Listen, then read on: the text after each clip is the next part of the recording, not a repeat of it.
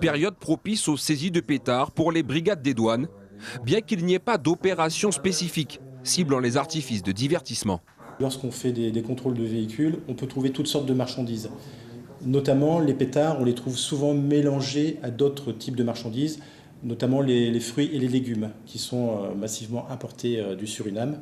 L'année 2019 n'est pas terminée, donc on peut tout à fait faire encore des saisies significatives avant le 31 décembre. Pour le moment, on a fait 3 constatations significatives pour environ une 50aine de kilos de pétards.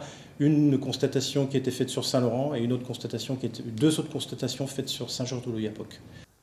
Un arrêté préfectoral datant du 15 novembre dernier incite les commerçants à ne pas vendre d'artifices dangereux aux particuliers.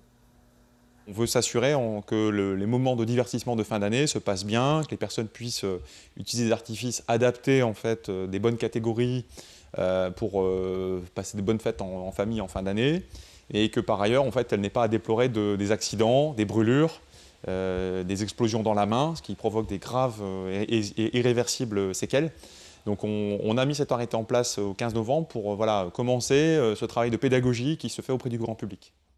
Nombreux sont les commerçants ayant décidé de ne vendre aucun pétard cette année, même les catégories C1 et C2, pourtant autorisées.